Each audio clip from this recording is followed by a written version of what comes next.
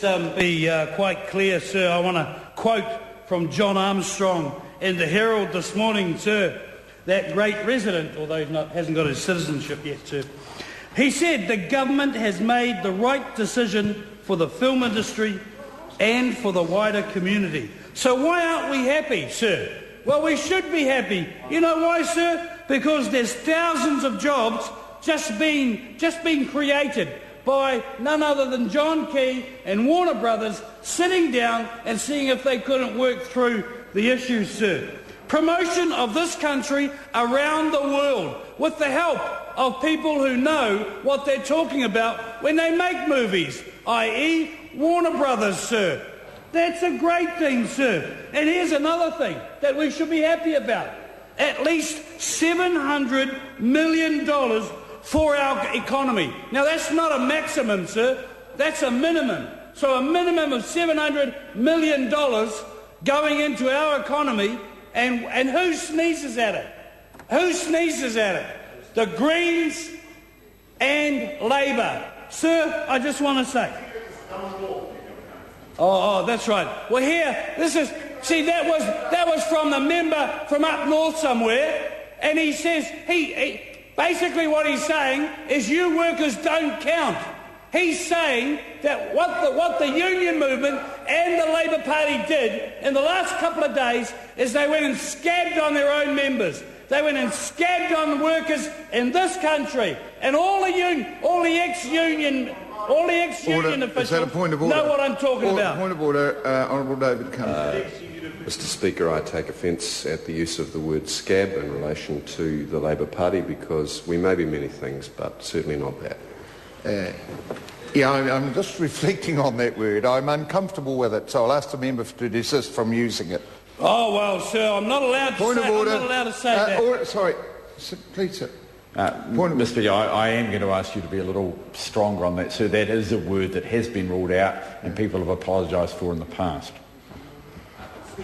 To be absolutely clear, for members of the Labour movement, it is an extremely offensive term, and sir, I think you just need to look at the face of the member who used it to see that he knows that. Right. Speaking to the point of order.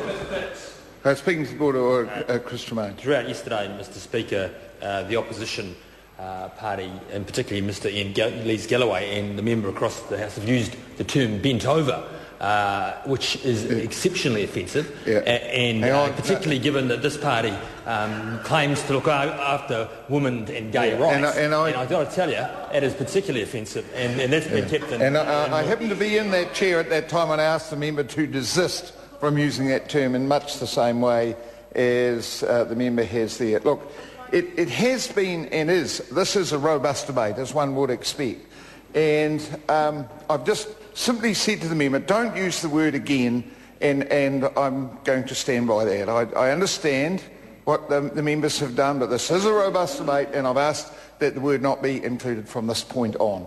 Further point of order, Honourable Chairman. Mr Speaker, I just want to try and get this one right, because I can't remember now whether there's still a list of proscribed words or not, but there certainly used to be a black book to which speakers went, which had a list on, and that included the word scab, because... Yeah.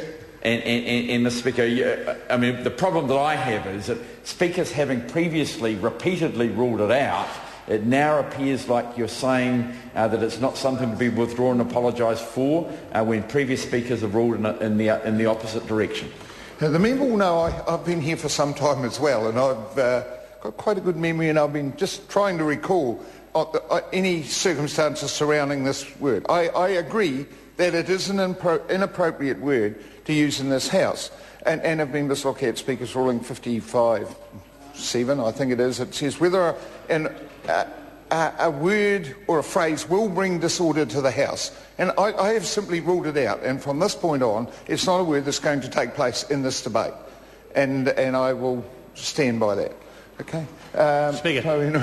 Thank you, Mr Speaker. Well, if I'm not allowed to use that word, sir, how about... or a point of order, Honourable Trevor Mallard. Mr Speaker, I think you are aware that he, having ruled, notwithstanding the unfortunate nature of your ruling, he's not allowed to refer to it. No, and The member ought not to have referred to it as being unfortunate on my part as well. And look, we will just put this word and any acknowledgement of it completely away. Thank you. Not a problem, Mr. Speaker. Rogered is another word that A point of order, Honourable Trevor Mallard. I mean, we just go back to the first 3 words that the member used, which was a comment again on your ruling, Mr. Speaker. I think there is a matter of being able to take an instruction from the chair rather than to comment on the rulings the chair has been making. Thank you, Mr. Speaker. And I think that it is now time for the dinner adjournment, when we shall all partake of some sustenance and reflect on our good behaviour in the House, and I will resume the chair at 7:30.